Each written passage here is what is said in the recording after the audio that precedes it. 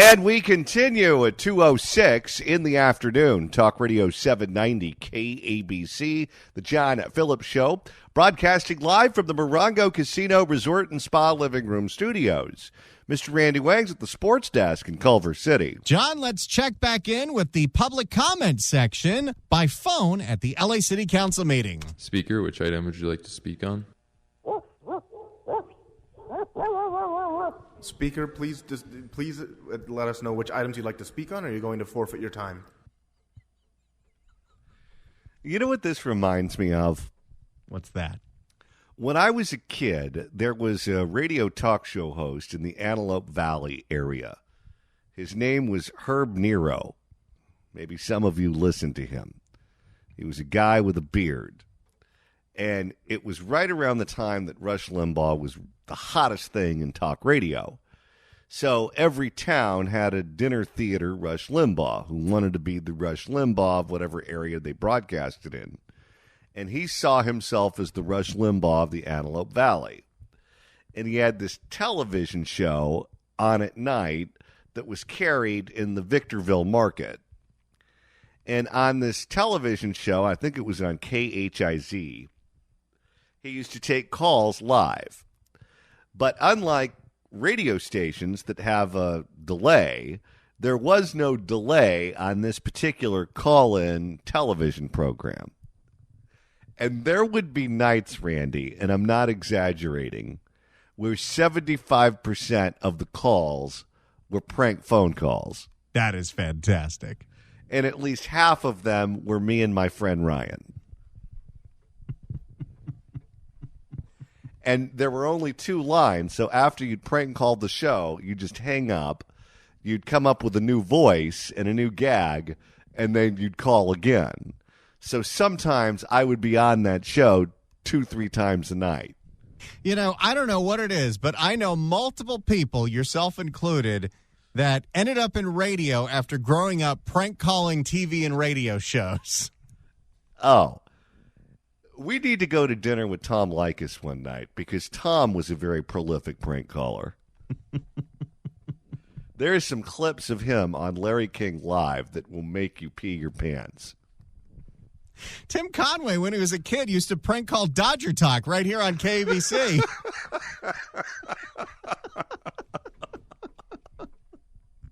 That's why whenever we get one, I truly respect it. It's a craft. 800-222-KABC is the telephone number, 1-800-222-5222. It is our pleasure to welcome our next guest to the program. He is a Republican political strategist at Thomas Partners Strategies. You can follow him on Twitter at @ThomasGuide. John Thomas, welcome. Hey, John. Good to be with you. Thanks so much for stopping by. Well, let's start out with the big news that you were involved with over the last week. You were an individual who was behind a pro-Ron DeSantis super PAC, a PAC that was meant to spend money and put ads on the air promoting the candidacy of Ron DeSantis. Originally, it was meant to draft him into jumping into the race and becoming a candidate for the presidency. And over time, as you were producing these ads and trying to gin up interest in Ron DeSantis as a presidential race, you and the donors to your political action committee looked at his campaign and said to yourselves, uh-oh, we're betting on the wrong horse. We don't think this candidate is going to take. And you and your donors recently decided to withdraw your support for Ron DeSantis and get behind former President Trump. Can you explain to us the evolution of how this happened? Oh, sure. Happy to do so. Yeah, so after the midterm cycle, I think, we talked about this a bit on your show before.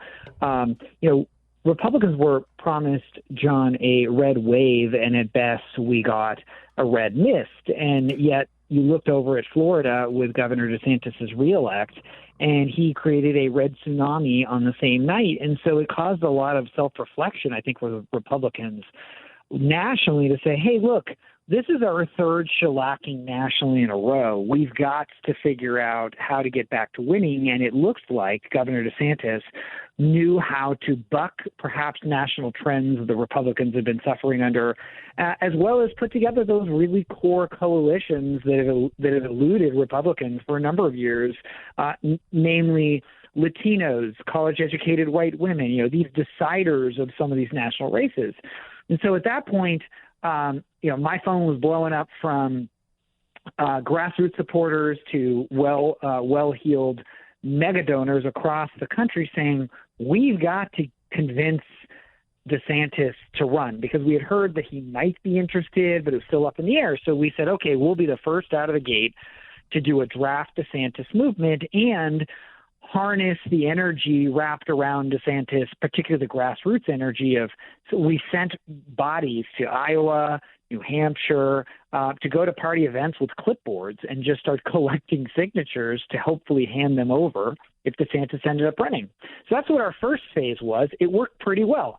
DeSantis, we don't want to take all the credit, but DeSantis ended up running for president. Great. But here's the problem, John. It wasn't just the Twitter Spaces issue when DeSantis launched. He, by and large, had a total failure to launch, and I'm happy to go into more depth on that. But here's the problem. It never got better. It's only gotten worse. And so when the campaign officially launched for DeSantis, all of my major donors, we all said, wait a second, let's pump the brakes and see if DeSantis can right this ship. And if he does, we'll invest in giving him air support.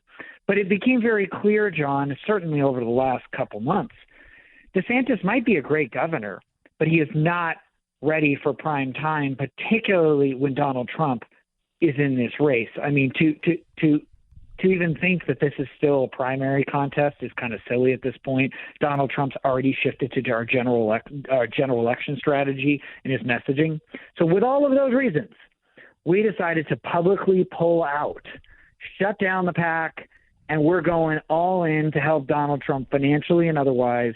Because at this point, John, my donors and grassroots supporters have only had one objective since day one, and that's beating Joe Biden. They were never anti-Trump. They just thought that Trump could win. But one last thing, John, is I think most observers will admit that Donald Trump started out real slow. Perhaps he announced too early, but he's really started to show a level of discipline and savvy as a campaigner that I didn't see in prior elections. So I'm actually pretty optimistic that he can beat Joe Biden, number one, because he's running a good race, and number two, Joe Biden has never sucked more. His numbers are horrible. So for those reasons, we're all in for Trump, and it will be a fun journey through Election Day. Let's talk more about the implosion of DeSantis, because I have a theory on this, and maybe you agree, maybe you don't. I don't know. Whenever you have someone who's successful, for whatever reason, there is an impulse of trying to do something else, that you get bored with doing the thing that made you successful, and you want to show your depth. You want to show the breadth of your knowledge. You want to show people that you're much more than a one-trick pony. And Ron DeSantis gained his popularity for keeping his state open during COVID. He didn't do what Gavin Newsom did. He didn't force the kids to learn over the computer instead of in class, where we know they pick up so much more knowledge. He didn't shut Disney World down the way that Disneyland was down. He didn't throw all of these small businesses into the trash heap. He did things that took a lot of political capital, a lot of courage, and it worked. And to my eye, the lane that he had in beating Trump was saying, look, I would have fired Fauci. There was no one who was more destructive to our economy than Anthony Fauci, and leaving him in a position of power for as long as he was left there was the wrong decision. If I was commander-in-chief, I would have gotten rid of him. And if you don't believe me, look at all the slings and arrows I took in Florida when I led my state through the pandemic. But whenever I would talk to DeSantis people, they thought COVID was old news. They thought that was fighting yesterday's battle. And they needed to move on to something else, something more current, something sexier, which turned into the cultural issues. It turned into him going to war with the Walt Disney Company, all the transgendered stuff, the textbooks in the schools, those sorts of things. And I said to myself, you're moving on to an area that is not the bread and butter of the candidate. I realize you're trying to expand your appeal to people who are interested in the culture war stories, but you've got a winning hand of cards. It may be boring to you to just beat the same drum, but that's the winning ticket. That's what's going to bring you to the promised land. And they dropped all of the COVID talk and they moved on to the culture wars, and then they alienated the culture warriors because you had the debate that just happened a couple of weeks ago. And DeSantis, for example, didn't talk about transgenders at all. And Matt Walsh and the people who talk about no other subject other than that beat the living hell out of Ron DeSantis. Well, you're a fraud. Why didn't you bring it up? You were given an opportunity to make this the number one issue in the debate, and you didn't take it. And he couldn't ultimately please the culture warrior crowds. And I said to myself, you had your winning hand. You had the ability to differentiate yourself from former President Trump in a way that looks appealing to Republican voters, and you took a pass on that to roll the dice on the culture wars, and you got a snake eyes. Yeah, John, I think that's broadly right. I think it's a little more complicated than that in terms there are several other things that he failed at. I'm happy to go into a couple of those, but I think to your point, you have to zoom out and say, okay, partisan primaries are fundamentally about base motivations. And DeSantis did, in fact, come into this race with a base. They were not your traditional kind of older, whiter base that loves Donald Trump. DeSantis had younger Republicans, Republicans with college degrees that don't appreciate the tacking to the right on the culture warrior stuff. And so what DeSantis did in hopes to expand into Trump territory was alienating some of his own base. And that is a monstrous mistake. And I think in part, John, I can go through several other major fault lines that DeSantis just screwed up on strategically, but I think it's really wrapped around this idea that I think DeSantis and his team were fundamentally scared to pick a fight with Donald Trump. And so they thought they could get around the edges. But I got news for you, John. In a Republican primary, when essentially the de facto leader of the Republicans, whose popular figure is running, there is only one way through this primary, and that's directly to steamroll Donald Trump. You cannot avoid it. An example is Donald Trump smartly spent over $20 million on television bloodying up Ron DeSantis before he even launched his presidential campaign. And DeSantis' super PAC that was sitting on $137 million at the time was completely silent. Rule number one, John, is you don't let your opponent define yourself before you define yourself. And never let broad-scale attacks like that go unrebutted. So by the time DeSantis lifted his head up, DeSantis was already underwater in his favorables. And the reason I don't think they responded, John, is because they were afraid to pick a fight with Donald Trump. Your wedge issue on COVID was the perfect pushing off point and genuine, authentic point of contrast. And I just don't think DeSantis' people were willing to have that fight. Yeah, and I don't understand that. I can't figure it out to save my life. And I'll tell you, the path for him to this nomination was through blue states.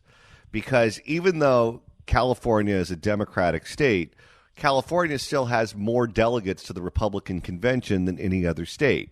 And you look at these states that had governors that put us on lockdown: California, New York, Illinois, Connecticut, New Jersey, Massachusetts, Rhode Island.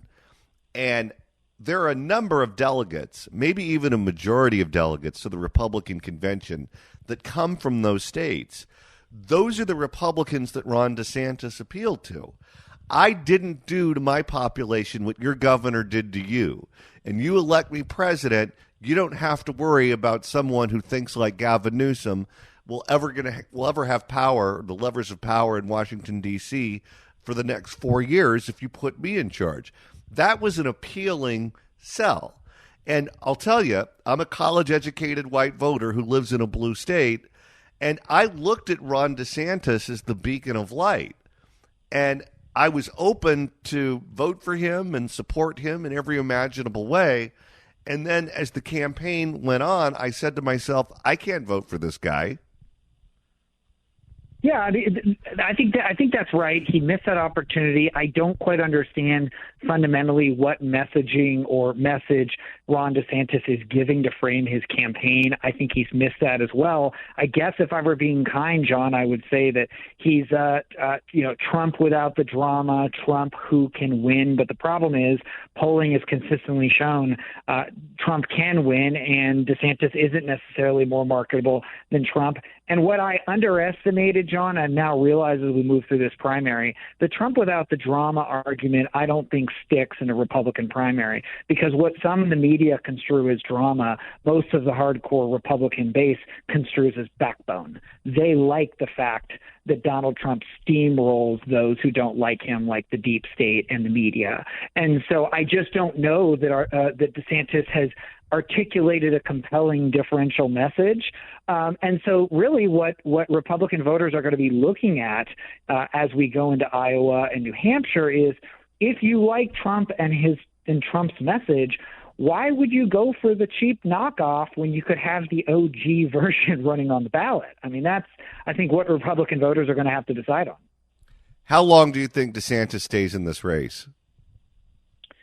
Well, I think his main selling feature at this point, which he can't articulate or won't, which is this is completely out of DeSantis and every other candidate's control at this point. Trump likely will be the nominee unless a black swan event occurs that is totally out of DeSantis' control, like Trump implodes for some reason, for legal reasons or something else. Short of that, there is no real strong argument. So I think what DeSantis will do is retrench and keep going until they run out of money. So I think we'll at least see him go through Iowa, at least New Hampshire. He, might go a little bit longer, but what's going to happen to all of the candidates, it's just going to have to take a little longer for DeSantis, is gravity is going to suffocate these candidates out of the race. And that's for one reason, John. It's not because they're embarrassed or humiliated. It's because they run out of dough. They can't pay for the Southwest flights. They can't pay for the field organizers or the TV ads. So that's going to squeeze them out over time. Last question before you go. There's a UC Berkeley poll that just dropped of California voters, and it showed Joe Biden 20 points ahead of Donald Trump, which, of course, is exactly what you would expect in a Democratic state, although Trump lost by 30 points back in 2016 and 29 points in 2020, so that's a 10-point swing from where he was in 2016. But the poll also showed that 47% of California voters would be open to voting for a third-party candidate. What do you make of that number? It was really fascinating. I think it's more of a reflection of two things in California. One is people just being upset with, both political parties, but really it's more of a reflection, and I think a weakness of the Democrats and Joe Biden not having a real vice-like grip on their own base. So I think if these numbers keep continuing, John, the politics of self-interest are going to be so enticing for a Joe Manchin or somebody to potentially run as this third-party candidate. But it really, to me, underscores the flashing red lights that the Democrats should be having right now, which is their party leader is not well liked, is not thought to be competent, and if the Democrats try to make this into Trump's old too, the voters aren't going to buy that, John, because by and large, you look at any Wall Street Journal polling or others, when asked about the age issue, Donald Trump is thought to be competent. Joe Biden is thought to be senile. And so if they have that age debate, I think that's one of those things Donald Trump comes out on top. So it's a blinking red light at the top of the ticket, and it's also maybe an opportunity for some candidates down ticket in these tight races in California that, hey, you know what, there might not be this blue wave because it's not going to be ushered in by Joe Biden from the top of the ticket. So maybe you can flip some of these seats. John Thomas, you can follow him on Twitter at The Thomas Guide. Thanks so much for stopping by. Always a pleasure. Thanks, John. It's a great time. Thanks. If you'd like to email the show, you can do so at johnnydon'tlikeshow@gmail.com. That's johnnydon'tlikeshow@gmail.com. And Randy, if you missed our interview last hour with Barbara Stone and you want to go back and hear all about this new poll among California voters, that is easy to do. That's right. Go to KABC.com, click on podcasts. I've already posted it. Go to the Apple Podcast app, iHeart, Spotify, wherever you search for podcasts. Search for The John Phillips Show. You can subscribe, download all the episodes. You can search for The John Phillips Show on YouTube as well. And then you can listen to Barbara Stone's analysis, dear Lord, of Grampy Joe. And then we went to sleep. It's Woo Wednesday. Ric Flair, can we hear it? It's Woo Wednesday. Yeah, baby. Woo, woo, woo, woo, woo, woo, woo, woo, woo, woo, woo, woo. But tomorrow is not Throwback Thursday. No, because we are doing a mega Jimmy Buffett all-week-long marathon in respect to the chief parrot himself that passed away last Friday.